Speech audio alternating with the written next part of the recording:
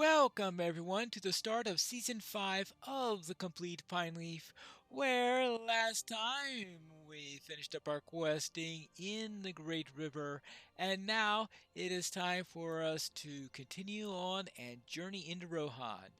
But first, we need to speak with Galadriel. It is nearly time for you to depart again. Within the woods of Lorien, guests of Lord Celeborn can recover from their hurts and the toils of a long road. It is my hope this reprieve was of use to you, Pineleaf. In these dark days, no time of rest is as long as we might wish it to be. It is nearly time for you to depart again. With one motion of a lovely arm, Galadriel directs your gaze towards the flets that cling to the boles of the trees. Nona has made a full recovery as she could have, and a greater one than I expected of her. She's waiting for you at the ladder down from these flats. I have made it known that it is my will that she be permitted free movement within the hedges of Caras Galathan. Show her the city of the Galadrim, Pineleaf. We will speak in my garden when she is satisfied with her exploration and what this city has to offer. All right, thou. Then let's go and speak with Nona and see what she thinks about this fine little city that is way, way, way too high. Oh, it looks like she hasn't gone quite down yet. They tell me I was close to death. I remember very little of it. I remember a creeping shadow and a chill as cold as ice, and the men of that town would not heal me unless I gave them my sword. But you spoke against it, as did that man. What was his name? Horn? I should thank him for his kindness, even though he is of the horse folk, and we should not trust him too far. The lady of the elf woods told me I could see her city before we departed, if I were well enough. I tell you that I am. This place is a marvel, though my own people would not wish to live here. Bring me some of the notable locations of the city of Pineleaf. We have some time before we must depart. Do we not? Yes, I think we have a little bit of time left. So let's head down and do some sightseeing. Let us begin with this lovely fountain. This is a place of quiet contemplation. This is Kelurline, the white fountain of Caras Galathan. It's a place of quiet contemplation, where elves of Lorien are free to enjoy the sound of the water in the pool and the feel of soft breezes on the skin. Urian looks at Nona dismissively, and I can tell that despite Galadriel's words, not every elf is pleased to have the Dunlending girl within the borders of Lorien. Others can admire the fountain as well, of course. Oh boy!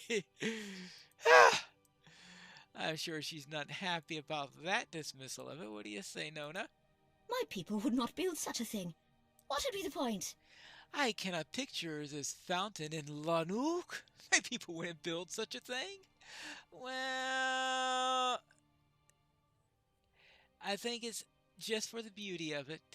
Just for the beauty of it. Now, here's a nice view. We see so few visitors to Caras Galathan. I'm sorry, we see so few visitors to Caras Galathan that our hospitality is perhaps not what it should be. It must seem a very confusing place, with flats built on multiple levels of the Great Melon, with winding stairs and bridges crossing the breezy gaps. Aglamil laughs, a delicate and musical sound. You catch Nona's brief scowl at the airy tones, but Anglamel does not. I have heard it said that Caras Galathan is as maze-like as the cities of the dwarves, but If this lander is true, at least our maze is above the ground, lit by the glow of the sun and cool glimmer of the stars. I would forgive any amount of confusion for those dual boons. Well, what do you say, Nona? Nona looks into the void between the flits. It says nothing. It is a wonder, I will grant you that. When did the elves find the time to construct such a place? It's a wonder. But I prefer my homes of the homes of my people. Well, yes. Well, the elves have centuries to work with, which is, yeah, timescales are different here. Very different. And here's our final view. A good look at one of those lets up ahead. The Malon trees of Lothlorien are the mightiest to be found anywhere. Yes, it was once not so, but the passage of time and the spreading of darkness has caused much of what was great to wither and diminish. So it would be with the elves were we to stay. Already we've stayed too long. Luithros looks sideways at Nona, but she seems not to notice. It will seem that the time of man, and who can say how that race will deal with the challenges that lie ahead? These Malorns support the Talain Galathrim, the flets of which much of the work of our city is done. Without them, little could be accomplished. I hope the same will not be said of the elves when we have departed. Well, we will have to see. None observes the mighty Malorn trees, but says nothing. Galadriel wanted to speak with you in her garden? Yes, for an elf, she seems to have a great deal of inner strength. She reminds me of a matriarch of the Algreg. Well then, let's go and have a talk with Galadriel. I have finished the little tour. What do you need to talk to me about? I hope you enjoyed your respite. It brings me sadness to tell you that your respite must be ended. Oh well, what else is new? I spoke to you once of the dangers that awaited our mutual friends on the road, Pineleaf. Their circumstances are hidden to me, but I have seen enough in my mirror to worry. Those few of the wise who know of their errand have known a simple truth since they departed. As they move further south, they move closer to a point of decision they can delay but not avoid. They cannot leave the great river without making this decision. Do they continue south and east to Mordor, or do they pass through the cities of men and thereby take a longer road to the fire? The ring-bearer must go to Mordor, but who will choose to go with him? I fear for the company, Pineleaf. Peer into the mirror and see what the visions for you are, as troubling as they are for Galadriel. All right. Well, let's see what's in the mirror. We always knew that the Company of the Ring would face the difficult decision of what road to take. We simply did not know how soon. Soon enough, most likely. Ah, here we are, the Company of the Ring. And let's see, we are all together here. Sam, Pippin, Merry, Boromir, Legolas, Aragorn, and Gimli.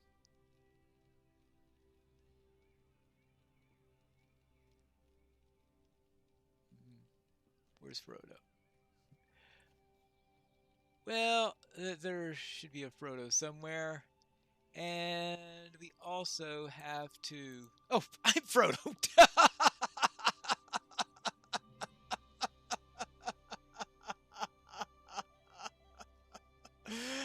I'm Frodo. No, never mind. Yes, of course. I'm Frodo. Hello, Aragorn. Well, Frodo, the choice is upon us at last. In Rivendell, you were appointed the bearer of the great burden, and this company has escorted you through the wilderness, beneath the mountains, and along the great river. All of us have done so in friendship and with an understanding of the errand's great need. But now the paths split. Boromir has said from the beginning that his road leads to Minas Tirith, and the war against the shadow that must surely be coming. But that way is not the way to the fire, and it is to the fire that your burden must be carried. What is the fate of this company? Do we go to Boromir City, to Minas Tirith, or do we cross the river and make for the land of shadow? What should we do? Does no one wish to speak?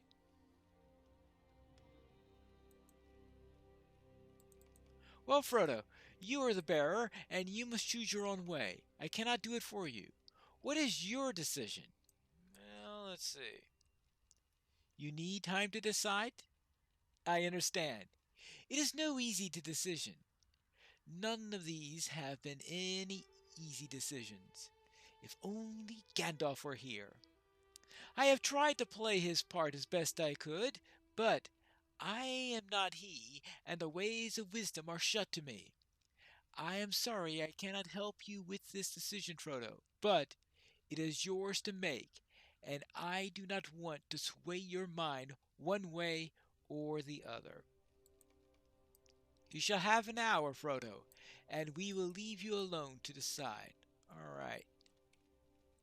We will stay here, and you may walk as you will, but do not stray out. There are orcs about. Well, yeah, there are orcs about. So I need to go to the northwest in order to think about things, right? Right. Thoughts of Elrond rise unbidden in your mind, right? And here is Elrond, so strange outside of his library. The ring you bear is the one, the ruling ring sought by Sauron above all else. The evil he could work with it would be uncurable. It must be destroyed. There are those who would use the ring and not destroy it. The temptation to use the ring, even for good, is overwhelming. That is its power and its danger. The road to the fire is dangerous, but it is the only choice we can risk. All right?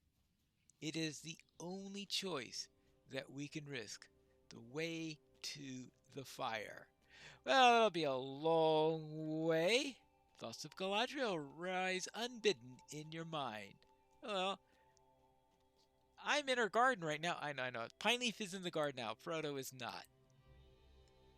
Some rings there are that Sauron never touched, and they were not used for evil. They were used for growth and prosperity, and much beauty was wrought with these. The three elven rings belong to this worthwhile group. You remember the look of sadness on Galadriel's beautiful face when she spoke of this in Lothlorien. If you fail in your quest, Frodo Baggins, the workings of the three will be laid bare before Sauron, and he will control all.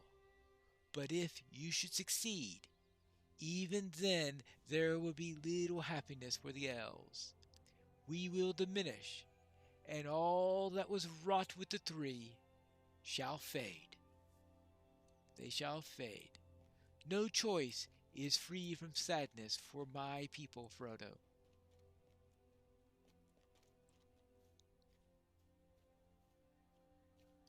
But Galadriel of Lorien would have happened what should happen.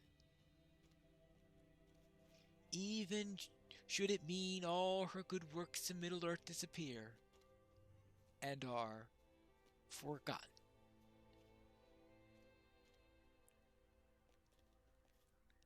Goodbye, Frodo.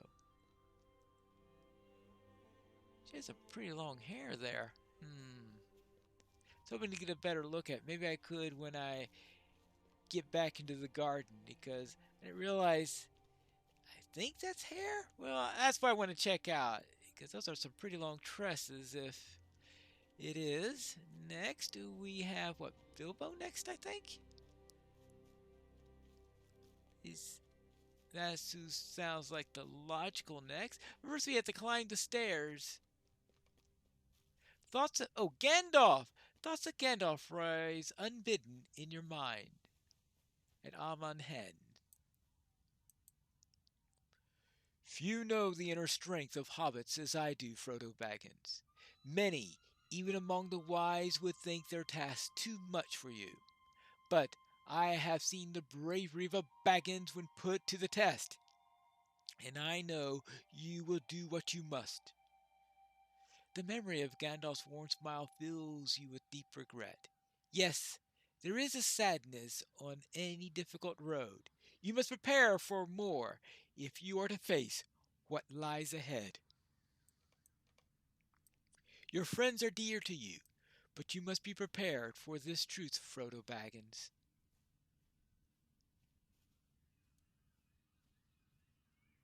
Some of them may not return from this quest. Uh-oh.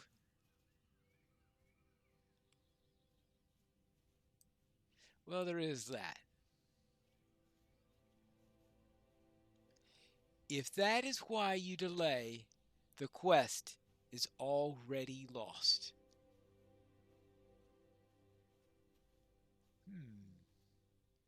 You must decide, Frodo. You must decide. And now, thoughts of Bilbo.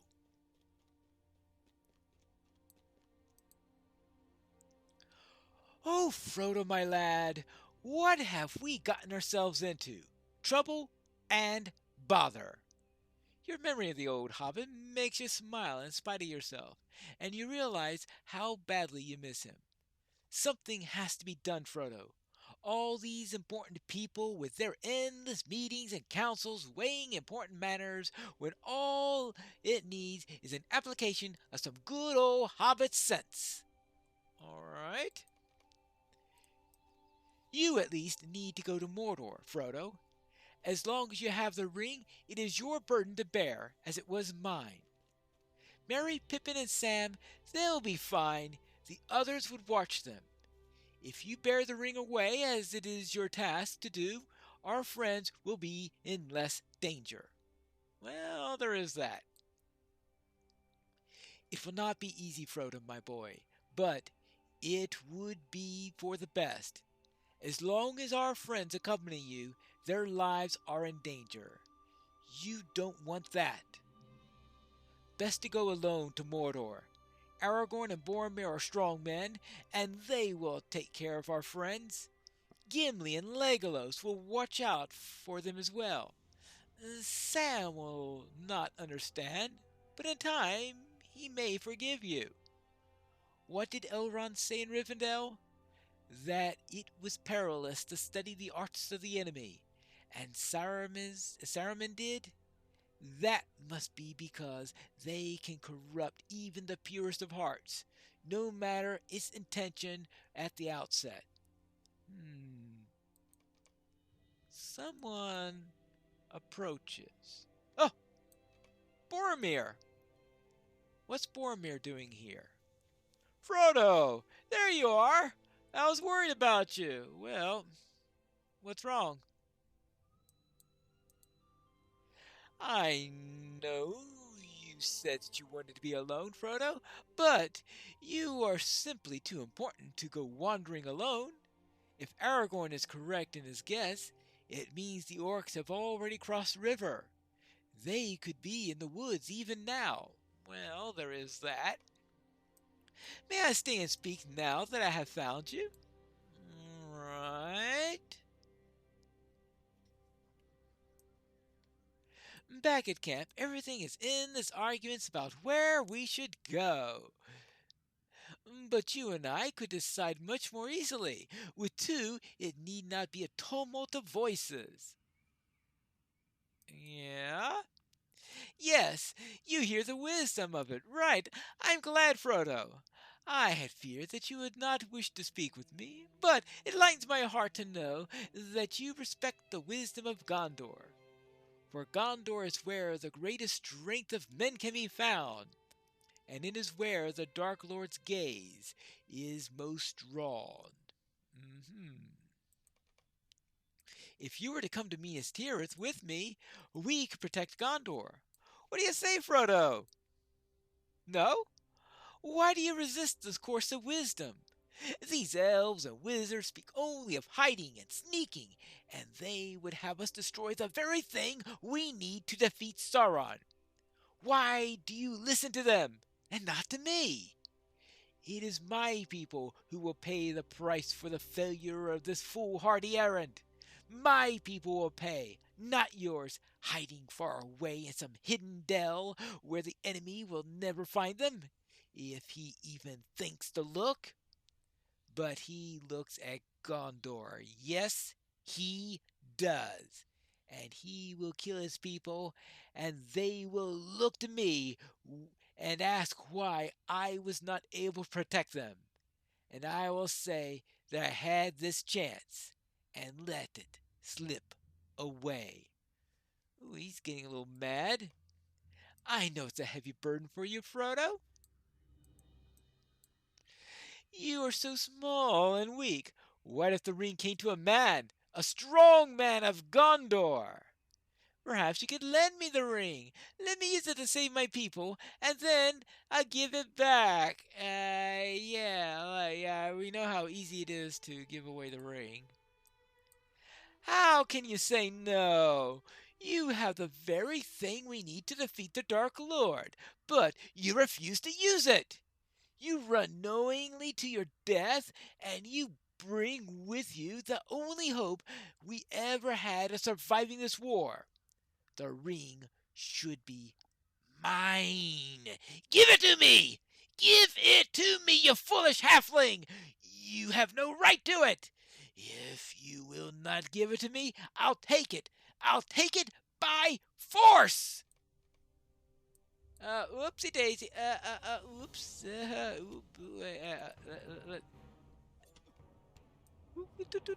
Okay. Oh my goodness gracious. What? Where'd you go, cursed halfling? Yeah, let's get out of here. Run away from Boromir. He is crazy. Away. Away. Up the hill. Up the hill. Quickly, quickly, quickly. Run, Frodo! Up the steps! Yes, I'm running as fast as I can. Upstairs, upstairs, upstairs. Alright, that's one way. And more stairs to climb. Oh, fun!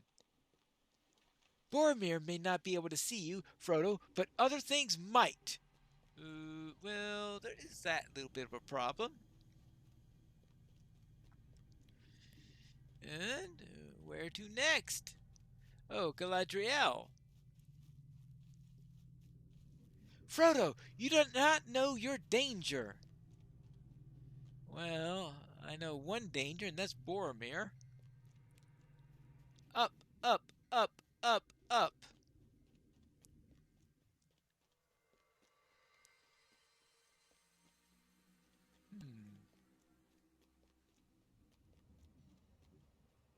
Amon Hen. Oh! Uh-oh. Sauron. Searching. Searching.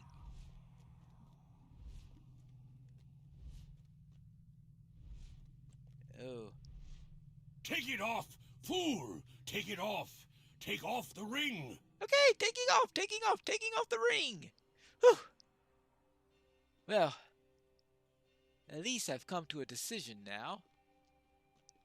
I know exactly what I must do. Right, Gandalf? The terror of your recent experience is still with you, but you conjure the kindly face of Gandalf from your memories and try to fight back the dread. You can almost hear his voice, as clearly as when he spoke to you thusly in the library of Rivendell. There are a great many dangers facing Middle-earth, Frodo, and your ring is responsible, even indirectly, for all of them. The orcs of the Misty Mountains stir, and Lorien is threatened with fire. The horsemen of Rohan fight back the wolves of Isengard. Corsairs put to sea from Harad, and endless armies march from the east. The mountains of fire is aflame, and the Dark Lord's forces are in motion. There are men who stand against him, men like Boromir, son of the steward of Gondor and your companion. He and the men like him will fight for as long as they're able, but when all is finished, it seems to me they will simply be men. And for how long can men stand against such evil?